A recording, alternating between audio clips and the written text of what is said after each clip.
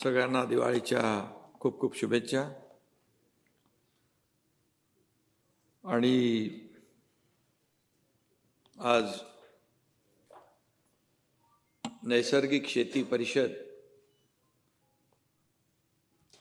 आयोजित केली आहे, त्याबद्दल मी महामहिम राज्यपाल आचार्य देवव्रतजी यांचं मनापासून आपल्या सगळ्यांच्या वतीने अभिनंदन करतो, शुभेच्छा देतो। आज या ठिकाणी उपस्थित आपल्या राज्याचे लोकप्रिय मुख्यमंत्री देवेंद्र फडणवीसजी, सभापती विधान परिषद राम शिंदेजी, उपसभापती नीलमताई, सर्व मंत्री चंद्रकांत दादा आहेत, पंकजाताई आहेत, प्रताप सरनाईक, इथं गिरीश महाजन, आशिष आहेत, विखे पाटील आहेत, सगळे मंत्री मान्यवर आणि सर्व आमदार आणि सर्व मान्यवर, पत्रकार बांधव भगिनी, खरं म्हणजे ही काळाची गरज ओळखून आपल्या सगळ्यांनीच ते पाऊल उचललं पाहिजे। काही ठिकाणी आपण सुरुवातही केलेली आहे। मैं सबसे पहले माननीय राज्यपाल आचार्य देवव्रत जी को बहुत ही हृदय से धन्यवाद देता हूं। आपकी जो संकल्पना है प्राकृतिक खेती के संदर्भ में, ये परिषद आपके वजह से हो रही है, इसकी हमें सभी लोगों को खुशी है, क्योंकि आदरणीय प्रधानमंत्री जी भी प्राकृतिक खेती, नैसर्गिक खेती को बढ़ावा देने वाले हैं। और मुझे याद है जब हम प्रधानमंत्री जी यहाँ मुंबई आए थे, तभी मुख्यमंत्री जी, मैं स्वयं और आप वही थे, तो उन्होंने कहा था कि जल्द से जल्द राज्यपाल महोदय जी को कि हमारे सभी जो लोक प्रतिनिधि है, जनप्रतिनिधि है, उनको एक परिषद लेकर एक प्राकृतिक खेती का जो महत्व है ये उससे अवगत कराना और उसे बढ़ावा देना, ये आदरणीय प्रधानमंत्री जी ने खुद ही स्वयं कहा था और उसके मुताबिक आपने इसकी शुरुआत भी कर दी। और मैं ये भी कहूँगा कई वर्षों के बाद प्राकृतिक नेचुरल खेती, नैसर्गिक खेती में रुचि रखने वाले राज्यपाल जी हमारे महाराष्ट्र को मिले हैं, ये हमारे लिए सौभाग्य की बात है। और राज्यपाल महोदय जी स्वयं किसान भी है, पहले वे भी रासायनिक खेती करते होंगे, लेकिन जब उनको पता चला कि इसका बुरा अनुभव है कि जो कीटकनाशक किसानों को भी और खेती को भी बर्बाद करता है, नुकसान होता है, और इसलिए प्राकृतिक खेती को प्रोत्साहन देना ये समाज की जरूरत है, देश की जरूरत है, और ये प्रोत्साहन देने का व्रत उन्होंने स्वीकारा है। राज्यपाल महोदयांची पण शेती आहे, लगभग 150-200 एकड़ की खेती, जो भूमि पर आप प्राकृतिक खेती कर रहे हैं, और आपने बहुत अनुभव भी अभी कम समय में हमें बताए कि कैसे क्या होता है। और ये भी लोगों में लगता है कि ये प्राकृतिक खेती हम करेंगे तो उत्पादन कम होगा, लेकिन यही तो लोगों को समझाने की आवश्यकता है और अवेयरनेस की आवश्यकता है, प्रचार की आवश्यकता है। आणि म्हणून जसं जसं आपण या शेतीकडे वळू तसं आपले काय जे काय अनुभव आहेत, गैरसमज आहेत, ते दूर होतील। आणि म्हणूनच मी राज्यपाल महोदयांना मनापासून धन्यवाद देतो की त्यांनी स्वतः हे याचं इनिशिएटिव्ह घेतलंय आणि राज्यभर देखील ते या नैसर्गिक शेतीबद्दलचं महत्त्व समजावण्यासाठी दौरे देखील करणार आहे। त्याच्यातून खूप मोठं या राज्याला, शेतकऱ्यांना फायदा होईल। आणि यामध्ये आज परिसंवादामध्ये देखील काही जाणकार लोक आहेत, काही आपल्यामध्ये प्रगत शेतकरी देखील आहेत, त्यांनी देखील सुरुवात देखील केलेली आहे. आणि या अशा परिषदेमुळे त्यांच्या ज्ञानामध्ये नक्की भर पडेल. खासदार महोदय पण इकडे आहेत आणि म्हणून मी सगळ्यांचंच परिसंवादामध्ये सहभागी होणाऱ्यांचं स्वागत करतो. दिवसेंदिवस आपण हवामान पाहतोय ते अगदी लहरी झालेलं आहे. यावेळेस आपण पाहिलं मेमध्ये पाऊस सुरू झाला आणि आता दिवाळीमध्ये थंडी पडते, दिवाळीत पण पाऊस सुरू आहे. म्हणजे ग्लोबल वॉर्मिंग, क्लायमेट चेंजचं जे काय फटका आपण बसतायत आपल्याला, त्यामुळे या पार्श्वभूमीवर अशा परिषदेची आवश्यकता आहे आणि अशा संवादाची देखील आवश्यकता आहे. आणि इथल्या सर्व परिषदेमधल्या माहितीमुळेच खऱ्या अर्थाने आपल्या शेतकऱ्याला मोठा फायदा होईल, शेतकरी पुन्हा उभा राहील. आणि म्हणून ही कॉन्फरन्स, जी परिषद राज्यभवनापुरती मर्यादित न राहता आपल्या संशोधकांनी देखील आणि आपल्या आपल्या विभागातल्या आमदार, खासदार, मंत्री यांनी देखील आपापल्या ज्युरिडिक्शनमध्ये, आपापल्या विभागामध्ये, मतदारसंघामध्ये याचं महत्त्व सांगितलं पाहिजे. छोट्या छोट्या म्हणजे बैठका घेतल्या पाहिजे आणि जो काही गैरसमज आहे नैसर्गिक शेतीबद्दलचा तो दूर केला पाहिजे. आणि म्हणून आचार्य देवव्रतजी, आपले राज्यपाल, यांनी जे काही याला प्राथमिकता दिलेली आहे, प्राधान्य दिलेलं आहे, याचा नक्की फायदा होईल आणि आपल्या राज्याला फायदा होईल. जेव्हा मी मुख्यमंत्री होतो तेव्हा आपण एक निर्णय घेतला, 25 लाख हेक्टरवर 25 लाख हेक्टर पे सेंद्रिय खेती, नैसर्गिक खेती करनी चाहिए. और उसे ऐसा ऐसा अभी देवेंद्र जी के और हमारी जो टीम है उसको और आगे बढ़ा रहे हैं हम लोग, और नैसर्गिक खेती के लिए निश्चित रूप से इसको आगे बढ़ाना ये समाज की आवश्यकता है.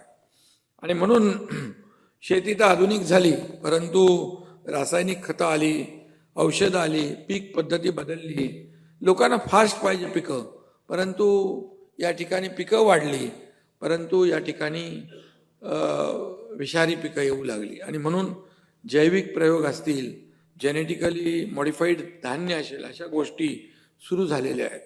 आणि म्हणून खरं म्हणजे माणूस आपल्याला जास्त फायदा व्हायला पाहिजे, आपल्या स्वार्थासाठी निसर्गाला देखील वेठीस धरू लागलेला आहे आणि त्याच्यातूनच खूप मोठं एक धोका पुढे निर्माण होतोय.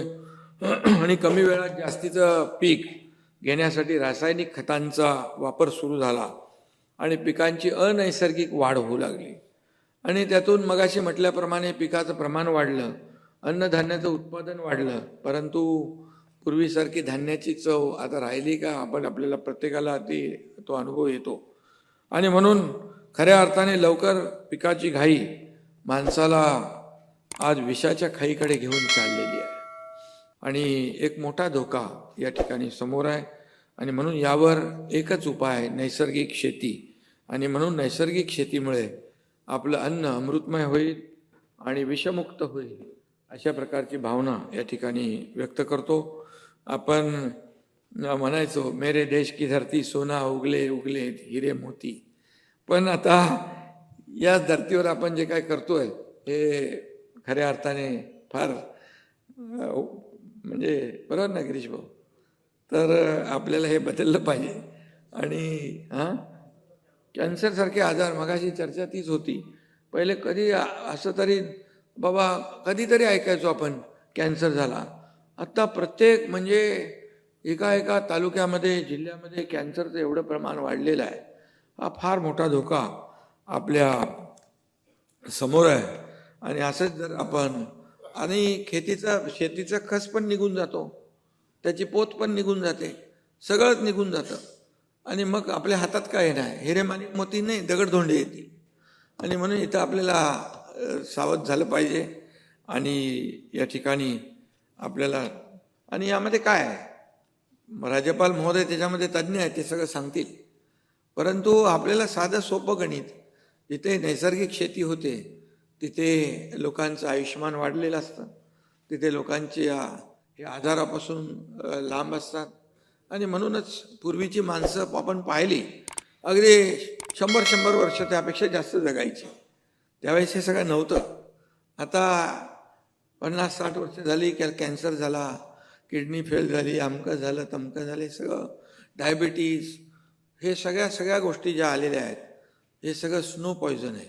आणि म्हणून या ठिकाणी आपल्याला मोठ्या प्रमाणावर लक्ष घातलं पाहिजे. राज्यपाल महोदय जी, मैं भी गांव में खेती करता हूँ, मैं भी किसान का बेटा हूँ, और मैं जब गांव जाता हूँ तब यहाँ लोगों में बहुत तकलीफ, लोगों को पेट दर्द होता है, उनका भी इलाज मैंने करके रखा है. और तो मैं जाता हूँ जब भी जरूर 200-500 पेड़ लगा के आता हूँ. अभी गया तो 3000 स्ट्रॉबेरी के प्लांट लगाए, पूरे नॅचरल नैसर्गिक खेती. नैसर्गिक शेतीमध्ये तिथं करतोय, स्ट्रॉबेरीचे 3000 प्लांट लावले. वहां पर मैं अवाकाडो पहले प्रयोग कर रहा हूँ, वहां पर अगरवुड उसका भी प्रयोग कर. बाकी तो ये आम वगैरह सब, ये फल सब होते हैं, फूल भी होते हैं, लेकिन ये जो खेती है, चंदन हो, ये हो, सब उसका भी प्रयोग मैं कर रहा हूँ. यहाँ तक कि मैं एप्पल की खेती भी शुरू करी है, और एप्पल भी, पेड़ को एप्पल भी लग गए.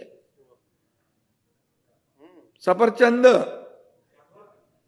म्हणजे आता डिसेंबर नंतर ना, आता डिसेंबर नंतर फळ येतील त्याला. आणि वहां पर पूरी प्राकृतिक खेती करने की कोशिश है.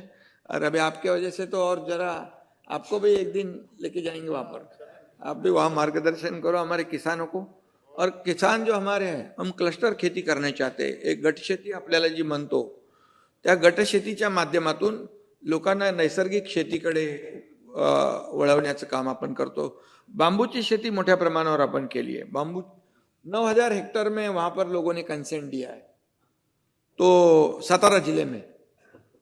ह्याला म्हणजे या सगळ्या आपल्याला पुढे गेलं पाहिजे, आणि आपल्याला आत्ताच शहाणं झालं पाहिजे, आणि नैसर्गिक शेतीकडे वळलं पाहिजे. म्हणून आदरणीय प्रधानमंत्री महोदय नेहमी नैसर्गिक प्राधान्य देत असतात. नैसर्गिक शेती जेवढी जास्त होईल तेवढी त्याला प्राधान्य देण्याचं काम प्रधानमंत्री करतायत. आणि म्हणूनच आपला देश शेतीप्रधान देश आहे. आपला महाराष्ट्र पण शेतीप्रधान महाराष्ट्र आहे.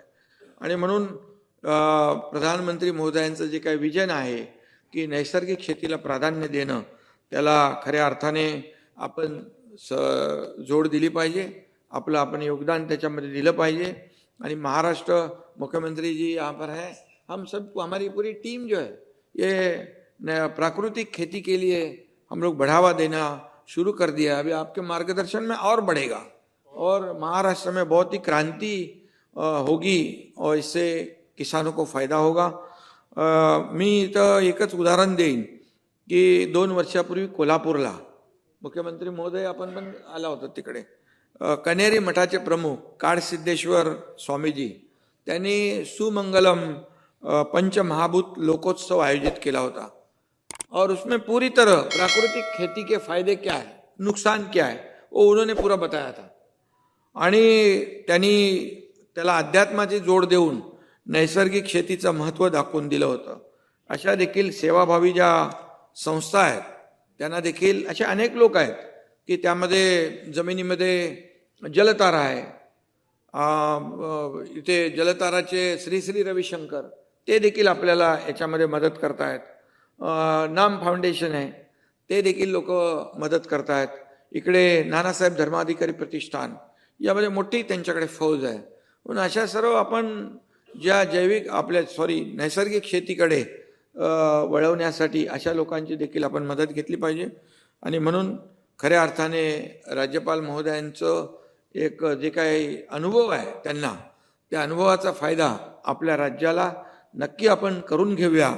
आणि या नैसर्गिक शेती, प्राकृतिक शेती जी आहे याच्याकडे मोठ्या प्रमाणावर आपलं राज्य वळवण्यासाठी, राज्यातले शेतकरी जे आहेत त्यांच्या जीवनामध्ये बदल घडवण्यासाठी, कारण आपण आताच पाहिलं की पूर परिस्थितीमध्ये शेतकऱ्यांची काय परिस्थिती आली, त्यांच्यावर मोठं संकट आलं.